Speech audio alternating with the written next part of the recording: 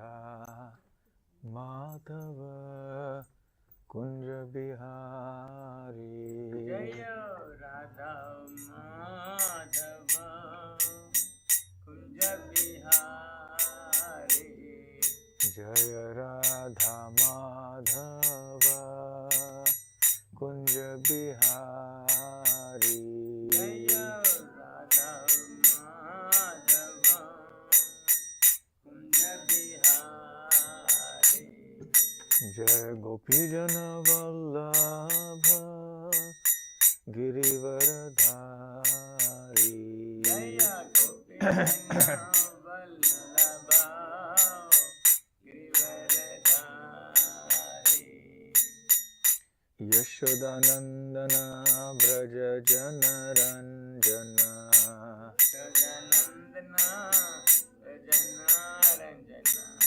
Yashodanandana Braja Janaranjana. Yashodanandana Braja Janaranjana. Yamuna Tira Vanachari. Yamuna Tira Vanachari. Yamuna Tira Vanachari. Yamuna Tira Vanachari. Jaya Radha Madhava Kunja Bihari.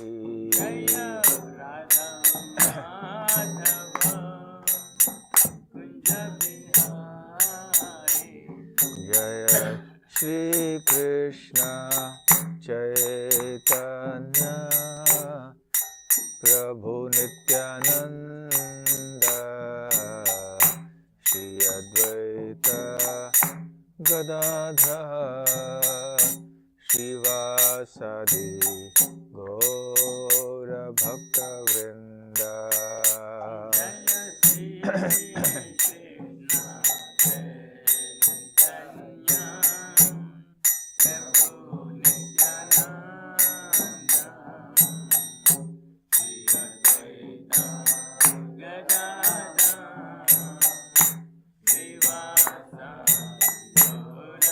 Shivasadi Gaura Bhakta-vrinda.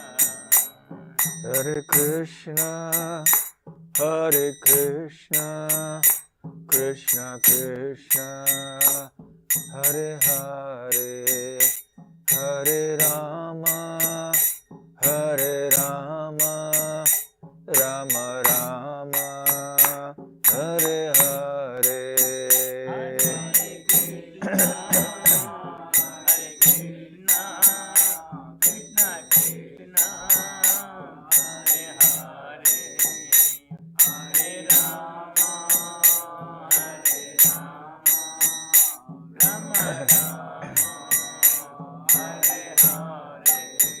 Hare Krishna, Hare Krishna, Krishna Krishna, Hare Hare, Hare Rama, Hare Rama, Rama Rama, Hare Hare. Hare Krishna, Krishna Krishna, Hare Hare, Hare Rama, Rama Rama, Hare Hare.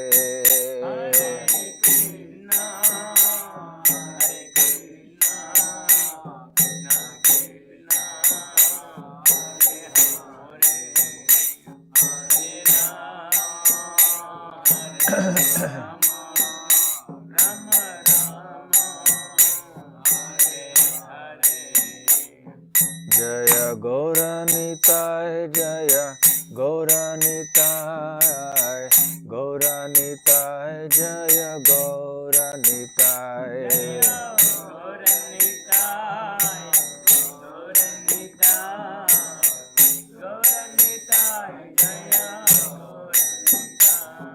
Jaya Jaya Prabhupada, Prabhupada, Prabhupada, Jaya Prabhupada.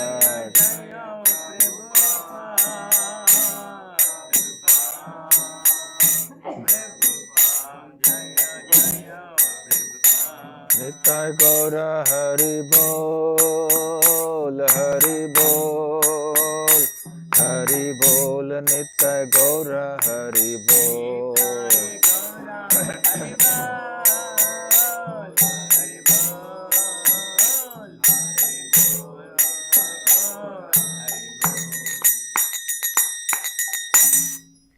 Jai Om Vishnupad Paramhansa Parivrajakaacharya Ashtottara Sat His Divine Grace Abhay Charanar Vinda Bhakti Vedanta Swami Srila Prabhupada Ki Jai Ananta Koti Vaishnava Vrinda Ki Jai Shri Shri Gaur Nitai Ki Jai Grantharaj Srimad Bhagavatam Ki Jai Nitai Gaur Premanande Sumaveta Bhakta Vrinda Ki Jai.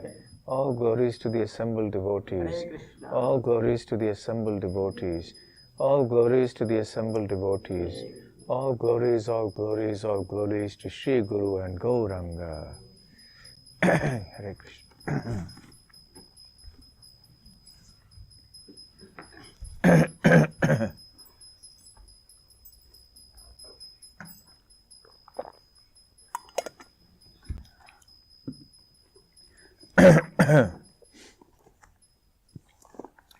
Om Namo Bhagavate Vasudevaya. Om Namo Bhagavate Vasudevaya. Om Namo Bhagavate Vasudevaya. Narayanam Namaskritya Naram Chaiva Narottamam Devim Saraswatim Vyasam Tato Jayamudiraye Nashta Prayeshva Bhadreshu Nityam Bhagavata Sevaya Bhagavatyuttama Shloke Bhaktir Bhavati Naishtiki. Reading from Srimad Bhagavatam, Canto 3, Chapter 26, titled Fundamental Principles of Material Nature. Text 55. Granat Vayuhu Abhidyetam Akshini Chakshuhu Etayoho Tasmat Suryaha Nyabhidyetam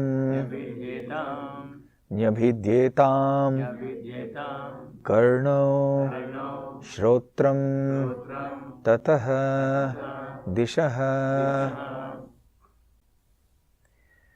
Granadvayurabhidyetam Akshini Chakshuretayoho Tasma Suryonyabhidyetam Karno Shrotram Tato Dishaha. Granadvayurabhidyetam Akshini Chakshuretayoho Tasmat Suryonyabhidyetam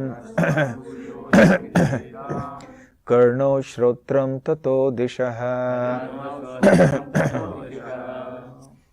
Gyanadvayurabhidyetam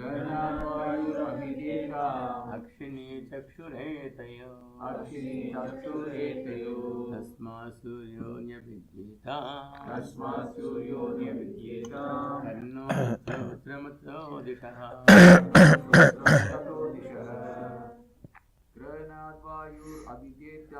Gyanadvayurabhidyetam Akshini Chakshuretayoho Tasmat Suryonyabhidyetam Karno Shrotram Tato Dishaha. Shrotram Tato Dishaha. Ladies?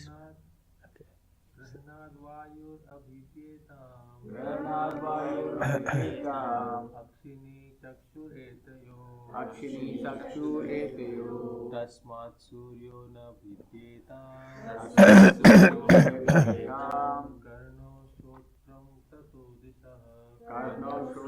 Tato Dishaha. Ladies? Granat vayurabhidyetam chakshuretayoho तस्मात् सूर्यो न विद्येताम् tam कर्णो श्रोत्रं ततो दिशः Granat from the olfactory sense. Vayuhu, the wind god. Abhidyetam, appeared. Akshini, the two eyes. Chakshuhu, the sense of sight. Etayoho, in them. Tasmat, from that. Suryaha, the sun god. Nyabhidyetam, appeared. Karnau, the 2 ears. Shrotram, the auditory sense. Tataha, from that. Dishaha, the deities presiding over the directions. Translation and purport by His Divine Grace A.C. Bhakti Swami Srila Prabhupada. Translation. In the wake of the olfactory sense came the wind god, who presides over that sense. Thereafter, a pair of eyes appeared in the universal form, and in them the sense of sight. In the wake of this sense came the sun god, who presides over it. Next there appeared to him a pair of ears, and in them the auditory sense, and in its wake the Dig Devatas, or the deities who preside over the directions. Purport. The appearance of different bodily parts of the Lord's universal form and the appearance of the presiding deities of those bodily parts is being described. As in the womb of a mother, a child gradually grows different bodily parts, so in the universal womb, the universal form of the Lord gives rise to the creation of various paraphernalia. The senses appear, and over each of them there is a presiding deity. It is corroborated by this statement of Srimad Bhagavatam and also by Brahma Samhita that the sun appeared after the appearance of the eyes of the universal form of the Lord. The sun is dependent on the eyes of the universal form. The Brahma Samhita also says that the sun is the eye of the Supreme Personality of Godhead Krishna. Yat chakshur esha savita. Savita means the sun. The sun is the eye of the Supreme Personality of Godhead. Actually, everything is created by the universal body of the Supreme Godhead.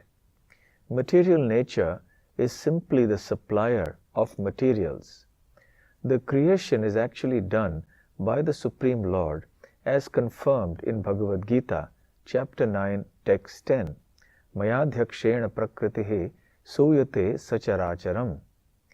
Under my direction does material nature create all moving and non-moving objects in the cosmic creation.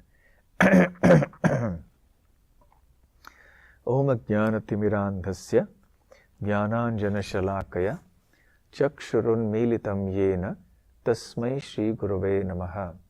Shri Chaitanya Manobhishtam Sthapitam Yena Bhutale Swayam Rupa Kadamahyam Dadati Spapadantikam Vandeham Shri Guru Shri Yutapadakamalam Shri Gurun Vaishnavamscha Shri Rupam Sagrajatam Sahagana Raghunathanvitam Tam Sajivam Sadvaitam Savadhutam Parijana Sahitam Krishna Chaitanya Devam Shri Radha Krishna Padan Sahagana Lalita Shri Vishakhanvitamscha Namo Om Vishnu Padaya Krishna Preshthaya Bhutale Srimate Bhakti Vedanta Swamin Niti Namine Namaste Saraswate Deve Gauravani Pracharine Nirvishesha Shunyavadi Paschatya Desha Tarine Vancha Kalpatarubhyascha Kripa Sindhubhya Evacha Patitanam Pavanebhyo Vaishnavebhyo Namo Namaha.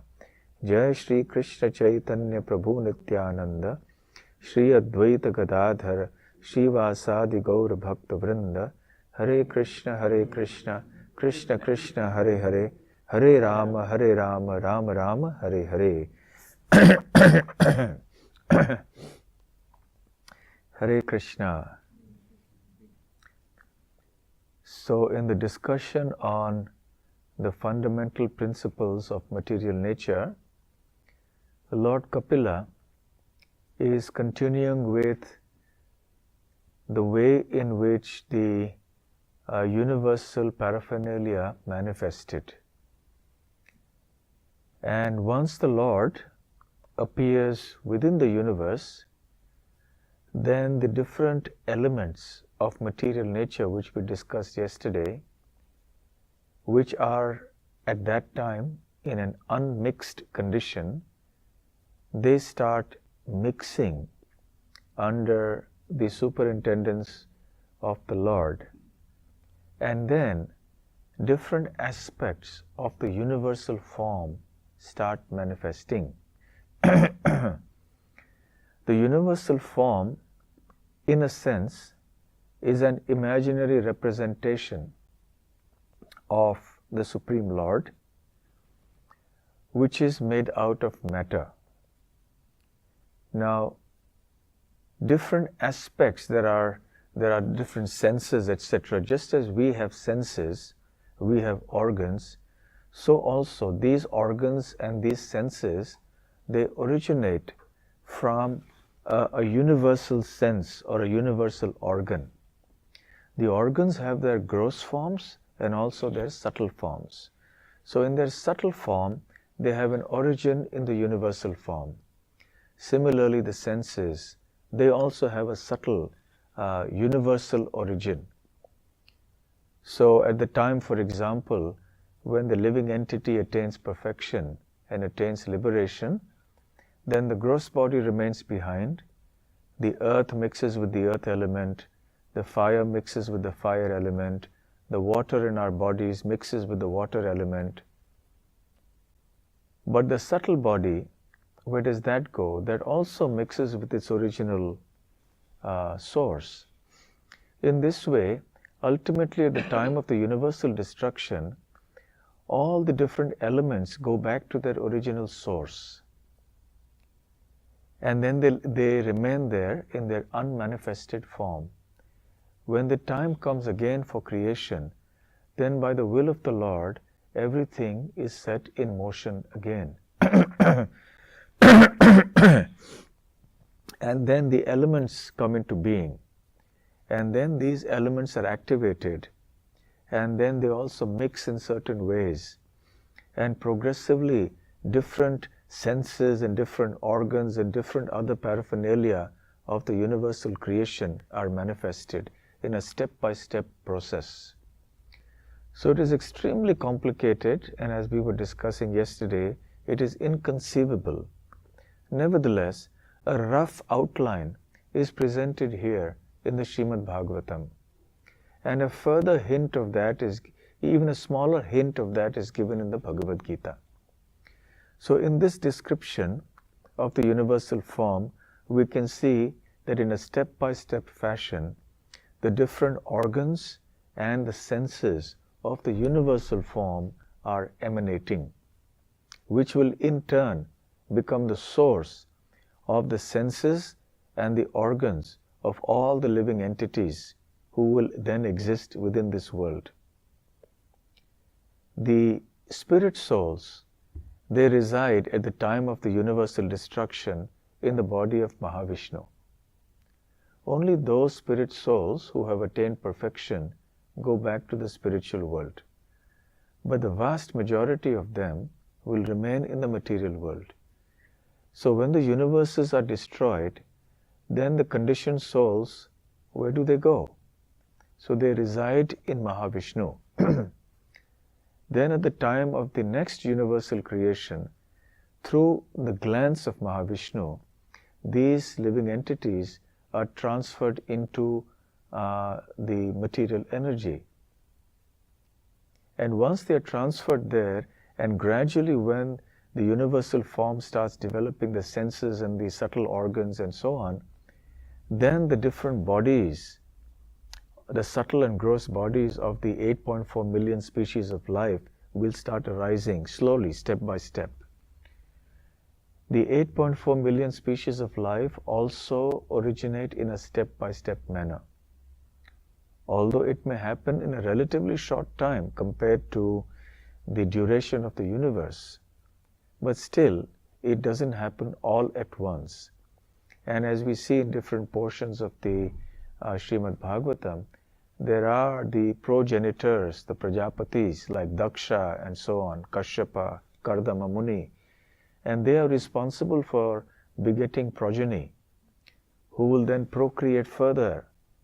And it's remarkable that in this process, not only do they generate offspring that are like them in terms of the species, but they also may generate species that are not like them. So they give rise to all the other species. The snakes and so many other species may come from them. Now, as we understand the bodies today, our genetic material is such that two human beings can produce only another human being. That's all the humans can do. The human beings, for example, cannot produce an animal or a bird by procreation, because that's not there in the genetic makeup. So the genetic makeup has been created in this way for us as humans. But the living entities in the higher planets, and especially those in the early days of the universal creation, had such a genetic makeup, if at all we can call it that. How their bodies are constituted, we are not very clear. They're very subtle forms of material nature, very, very subtle. And they may have genetic makeup that facilitates by various types of combinations various species of life. So in this way, these different species then were created, and there is a sequence given in other sections of the Srimad Bhagavatam, where we see how one by one that there are 9 categories of entities, and the human beings are the last. They are the last to evolve, ultimately. So then this goes on, and the subtle bodies and the gross bodies of these different species, they are created because the universal source of the subtle senses and the subtle organs exist. So then these are taken in. That is how the subtle senses and organs of the living entities are formed. So in this way, step by step, the universal form starts manifesting these different organs and senses, and then gradually the presiding deities of these organs and senses also appear. So as I was mentioning, that the universal form is an imaginary form. It's not that there is a big, huge man standing there who is straddling the whole universe and then he's in charge of everything. It's just that these organs and they represent certain aspects of the universal form. Inasmuch as the soul is required for the body to grow, even within the womb of the mother, the soul has to be present. Otherwise, the child in the womb will not grow. Similarly, the soul of the universe, so to speak, is Garbhodakashayi Vishnu. So the moment he enters the universe and he sets this process in motion, then the universal form starts developing its subtle senses and organs and all of that. Just like, as Prabhupada mentions here, in a step-by-step fashion, the organs of the child in the womb develop, not all at once. gradually they start manifesting. If you do an ultrasound scan at different points, you will see how the organs grow at different times. And Kapila also describes in this canto itself about how the embryo in the womb grows and how the different organs of the fetus develop step by step. So in the same way, the organs and the senses of the universal form start developing.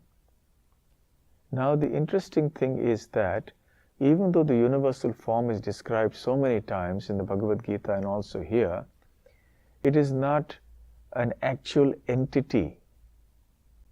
These are representations.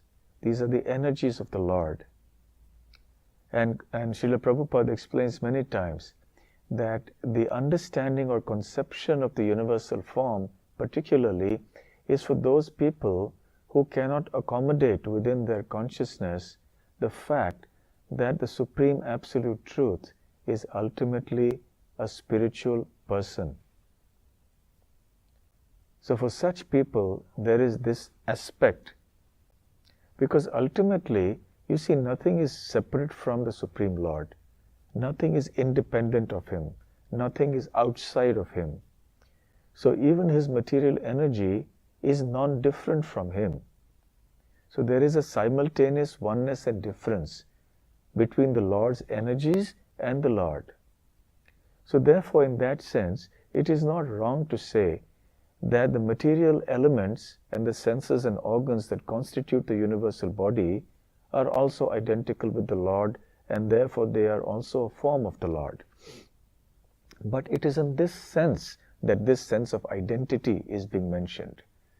Ultimately, we must know that the Absolute Truth exists in His own pristine, sublime spiritual form in Goloka Vrindavan as Krishna. And He expands Himself into many, many other spiritual forms who reside in the Vaikuntha planets. And there the Lord is in His four-armed form as Narayana, living with His innumerable pure devotees.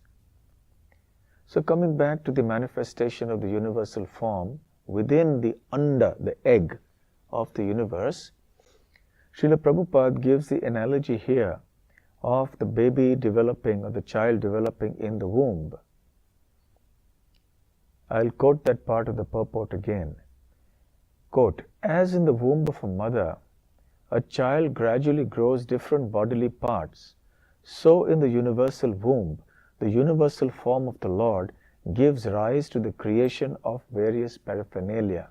Now this is an important point.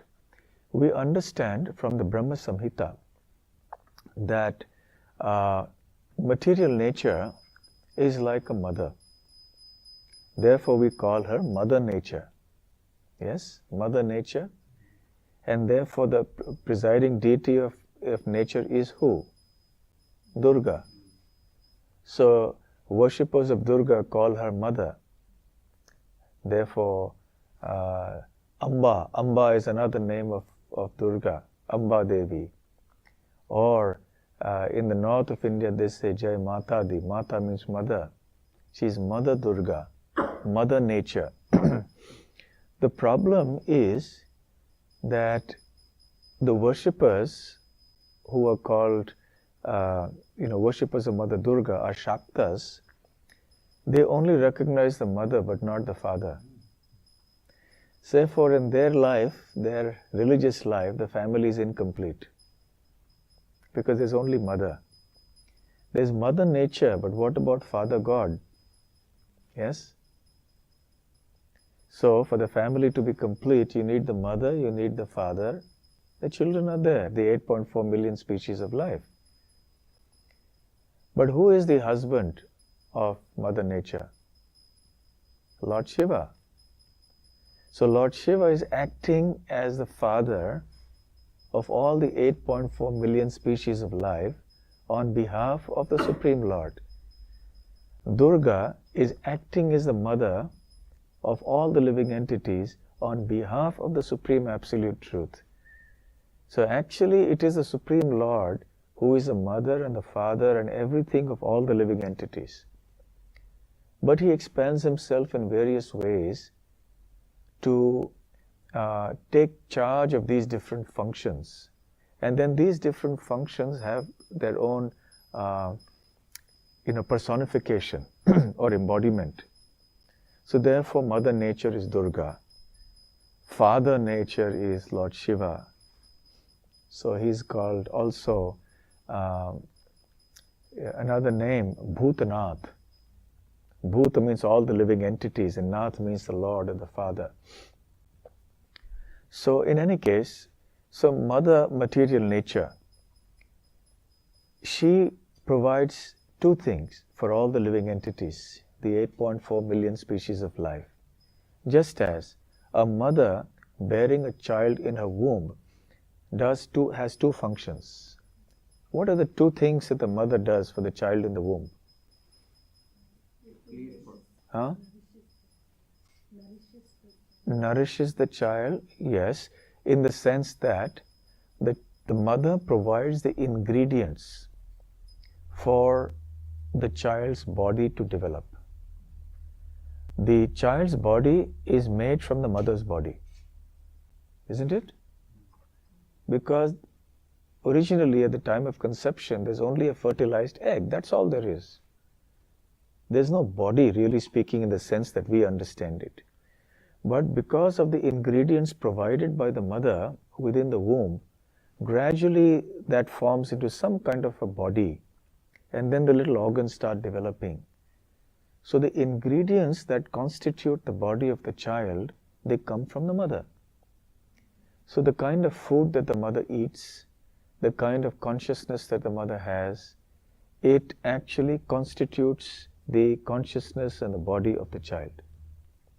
So if the mother bearing the child is pure and Krishna conscious, then the child will also imbibe that consciousness.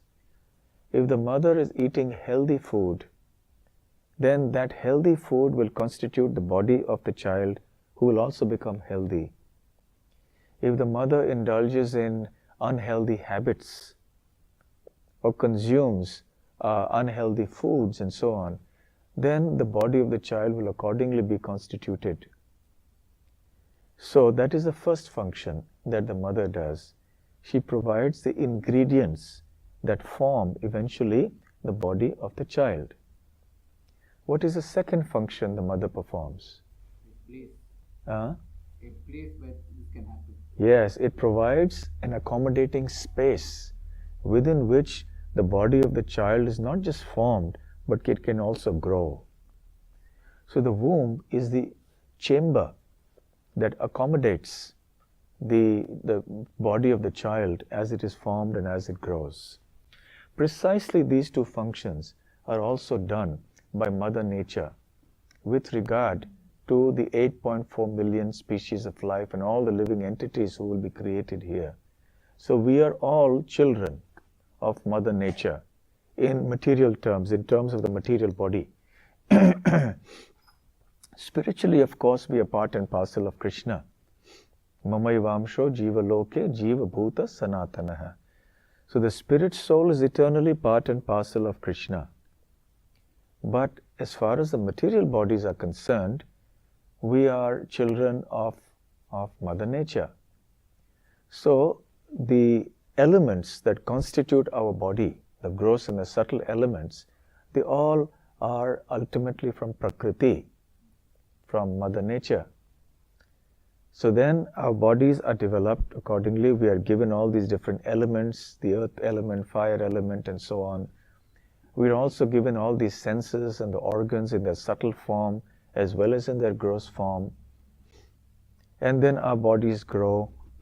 We are being nourished by food and air and light and oxygen and so on that is supplied by material nature. So material nature as the mother provides us the ingredients for our gross and subtle development. The second function that Mother Nature performs in the universe is that she provides the accommodating chamber within which all these 8.4 million species of life can exist. They live, they grow, they interact, they perform all their functions on all the planets within the universe. So these are the two important functions. So this is how we can see the relationship between Mother Nature and the living entities. So the analogy that Srila Prabhupada gives here in the purport of the mother and the child in the womb is very, very illuminating and very appropriate. So we must remember, however, that a mother cannot beget a child on her own. There needs to be a father who cooperates, and then there will be a child. So those who consider nature as supreme, those who don't believe in a supreme absolute truth, in a God, are in effect saying that we just want a child from a mother without a father. Nowadays we have many biological innovations in which there is people can adopt a child, or they can have somebody else's semen put in the womb, and then they have a child without having a father.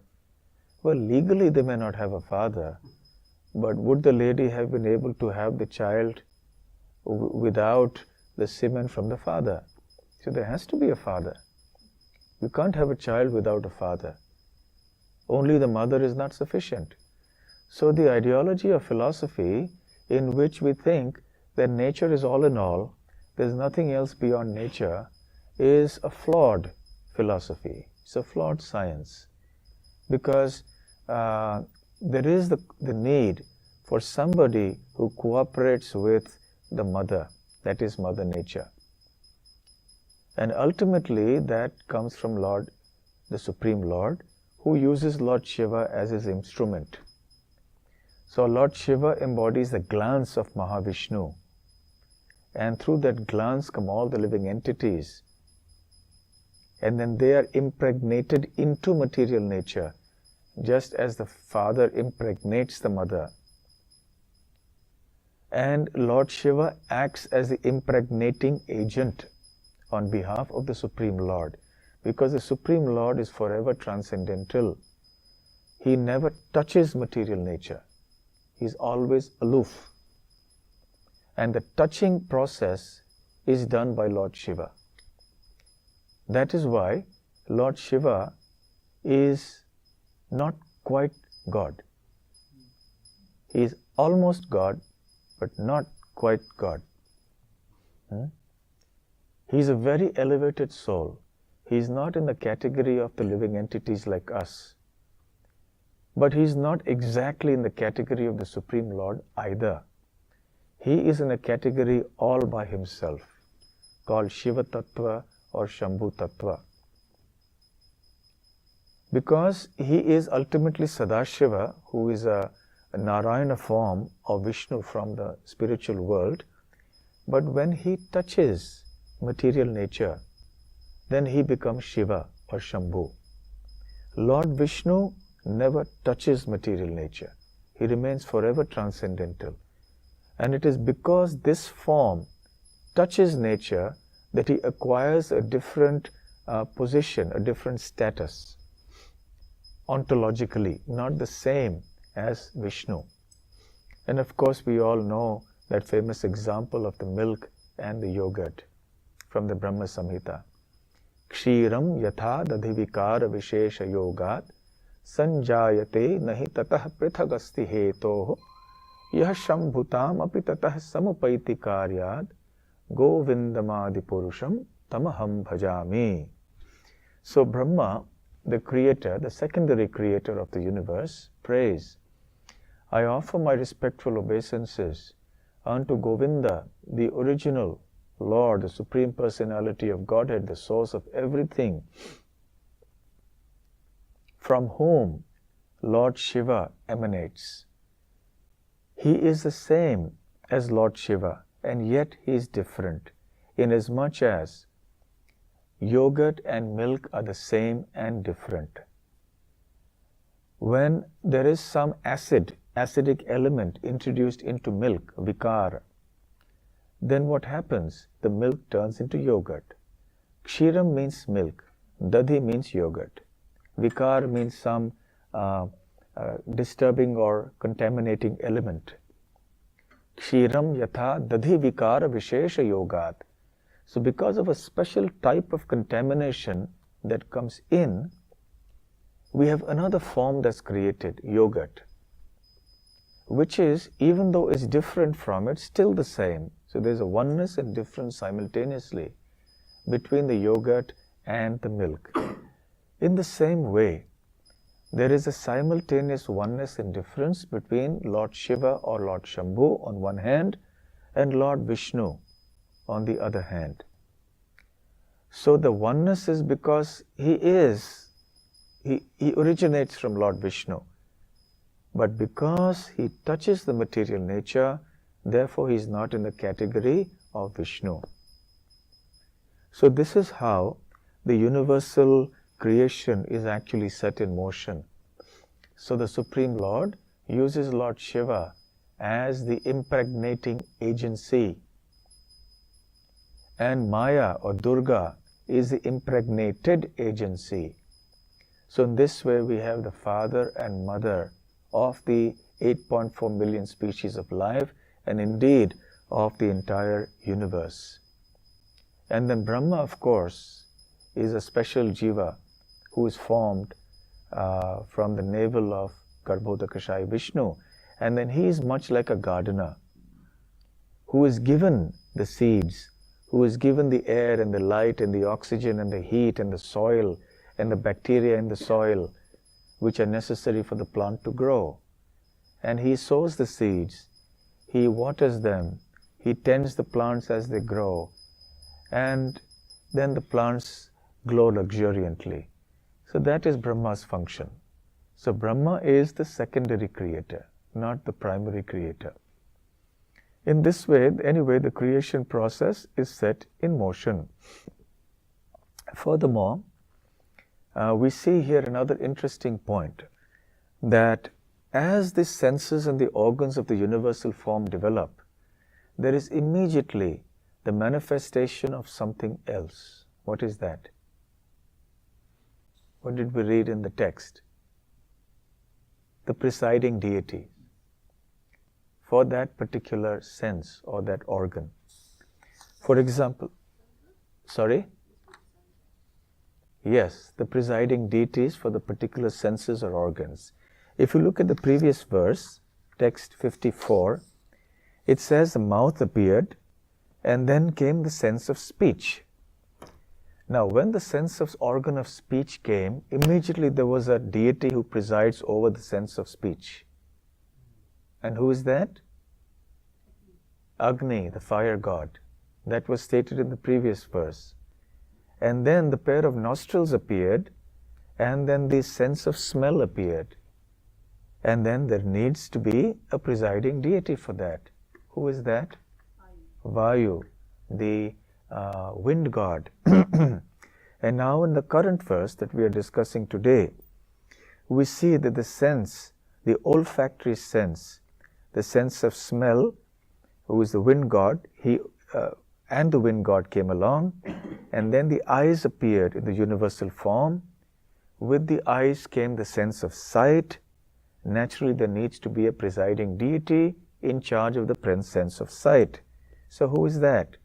That is the sun god. And that stands to reason, because without light we can't see anything, right? So this is very interesting. Next there appeared a pair of ears. Along with them the auditory sense, so the sense of hearing came about. And then there have to be presiding deities, who are the Dig Devatas, or the deities who preside over the directions. So we can see that at every stage in the formation of the universal body, as and when the organs subtle and gross manifest, there are presiding deities who are immediately manifested thereafter, who will look after that particular sense or that organ. They are presiding over the function of that particular sense. In other words, any sense of hearing all over the universe is controlled by this particular demigod. That is the Dig Devatas. They control our hearing. So if you're somebody who's hard of hearing challenged, yes, then the Dig Devatas are in charge. You can, somebody who likes can pray to them and say, please set my hearing right. Of course, we don't do that. We just go to Krishna and we just pray for pure devotion. But in any case, wherever there is a sense of hearing, that is ultimately controlled by this one these demigods. Wherever there's a sense of smell, ultimately that is being regulated by, the demigod in charge, the presiding deity there. Similarly for all the senses, inasmuch as in a country you have different ministers presiding over different departments. Let's say there's a minister of agriculture. So wherever there is agriculture in different parts of Australia, the Minister of Agriculture of Australia has jurisdiction over that. And it comes under his control, and he will or she will set the law and the regulations, and this is how it should happen. Similarly for any other activity, for housing or for whatever reason. So this is the way the whole universe is managed. So the Supreme Lord Sri Krishna has created a most extraordinary, complicated and efficient system of universal management. At the same time, he remains aloof from everything, and his agents do everything. In other words, everything in the universe is personal. Nothing can happen without personal supervision and direction. This is a very important point, especially for those who deny that there is some intelligence behind the activities or behind natural actions, natural activities or the activities of nature. Even behind the fires and the hurricanes and the tornadoes and tsunamis and everything else, there are agencies responsible. Behind the heat and light of the sun, there are agents responsible. Nothing happens by chance, and nothing happens without personal direction and supervision. So the modern day philosophy is not only very atheistic, it is also very impersonal, because it doesn't recognize something that we experience every day in our life, that for everything there needs to be a person behind it. For example, when we say the government of Australia has decided to do such and such, the word government may seem like a bit impersonal.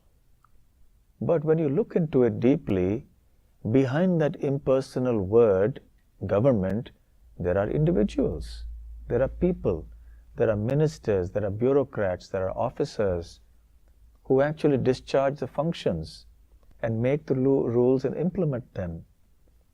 So there is personality behind everything. So if there is so much of an element of personality required just for managing one country, one city, one council, how is it logical to presume that in the complicated functioning of the entire universe, there are no personalities involved? So there are personalities and there are hierarchies of personalities involved. Just as in the administration of a country, there are hierarchies.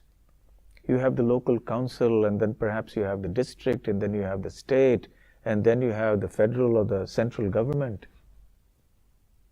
So there are hierarchies of personalities with different delegated powers that are there. So similarly, in the universal administration, there are personalities involved, and there is a hierarchy. And at the top of the hierarchy, ultimately, is a Supreme Lord, under whose direction and supervision everything happens. And as Srila Prabhupada quotes the well-known verse from the Bhagavad Gita at the end of his purport, Mayadhyakshena prakritihi suyate sacharacharam hetunanena kaunteya jagat viparivartate. where Krishna says that under my direction does material nature create all moving and non-moving objects in the cosmic creation. So when we study these sections of the Srimad Bhagavatam, even though we may not be able to understand the complex technicalities of everything, and even if we are not able to conceptualize or visualize how these things actually physically happen in the whole universe, because that is inconceivable as we were discussing yesterday, but still, at least we can try to understand the fundamental principles. And that is exactly the title of this chapter. So it is in this spirit that we can try to understand whatever it is that the Lord will allow us to understand with our limited intelligence. Hare Krishna. Thank you very much. Any questions or comments? We have a few minutes. Yes. When the organs are created, the presiding deities also is generated. So they are not coming from Brahma really. Brahma has not yet been created. So they are coming before Brahma. Before Brahma.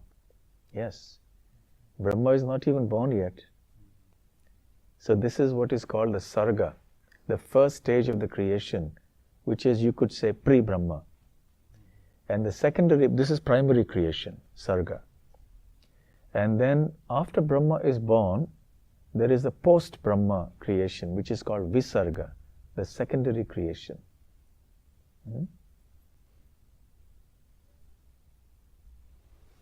Yes.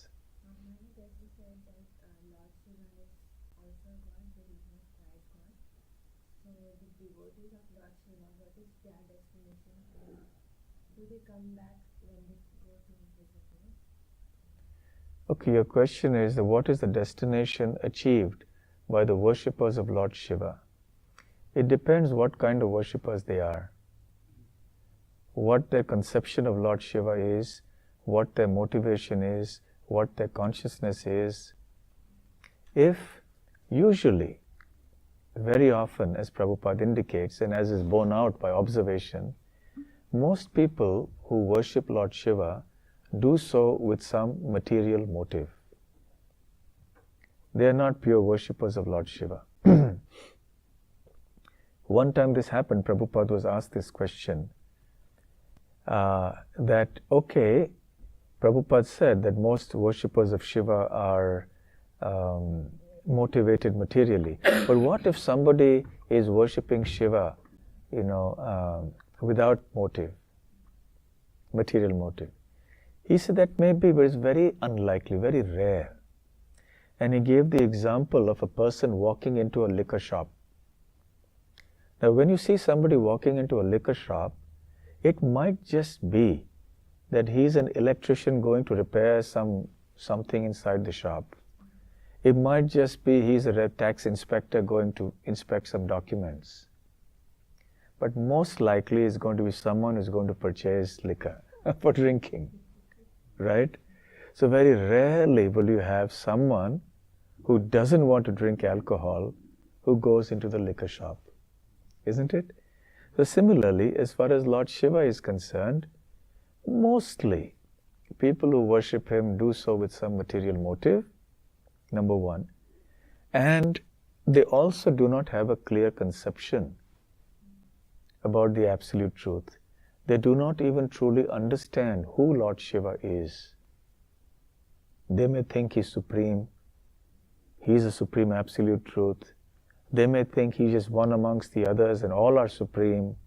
So there is much confusion out there. And we owe it to Srila Prabhupada that he has given us such a high degree of clarity about everything. So for even then, coming to those who worship Lord Shiva purely, without material motive, where do they go? Eventually, if they are really that pure, and if they are really attached to Lord Shiva, then they will go to Lord Shiva's abode. And they will become his associates. And his abode is a borderline between the material world and the spiritual world. In this universe, it is manifested as Kailas. He sits there in Kailash mountain. And beyond the universe, it's called Mahakala Dham, as described by the Brahma Samhita. Then they will be there. So that is the destination, but Lord Shiva is a topic in itself. A very interesting and exalted personality. Much misunderstood, both by Vaishnavas as well as by Shaivas.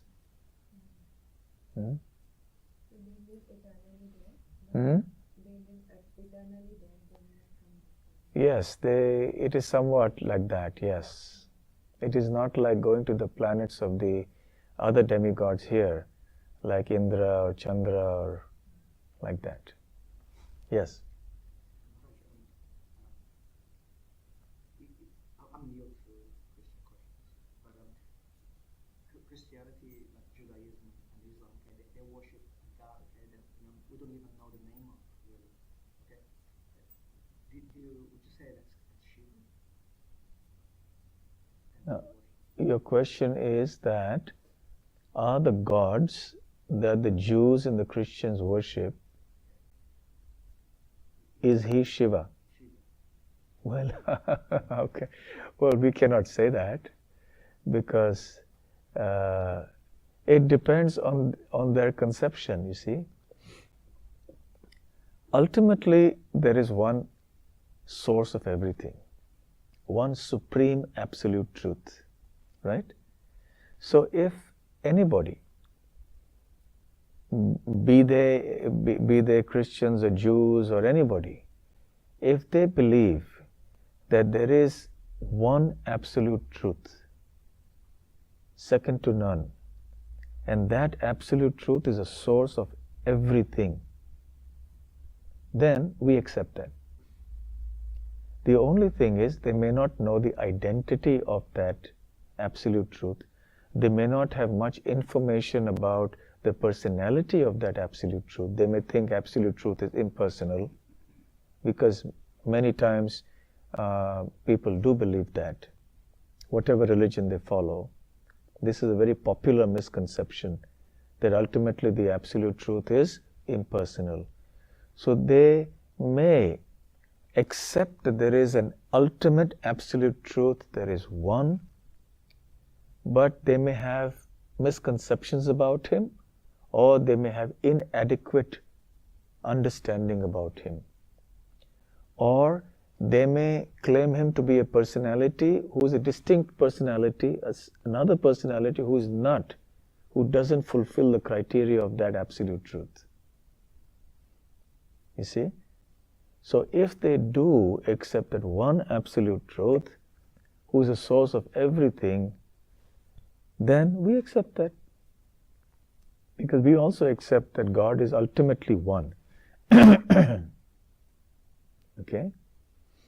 So in that respect, you can see there is unity amongst the different religions, provided the conception is clear. At least in the point that there is one supreme absolute truth. I'm not very clear with it. We're talking about it's not a man up there in the universe, holding the universe. What's my body? I keep hearing about my body and impersonal God. Okay, and how do we, our way? How does that compare to this my body, this impersonal God, this Buddhist thing? Your question is, what is the impersonal philosophy basically? What is the impersonal way? The impersonal understanding is that the supreme absolute truth is ultimately impersonal. It doesn't have a form originally. That supreme absolute truth, when he descends into the material world as an incarnation, as an avatar, may descend and has a form, but that form is an assumed material form. It is an imposed form. It is not the original form of the supreme absolute truth. But ultimately, the absolute truth is impersonal.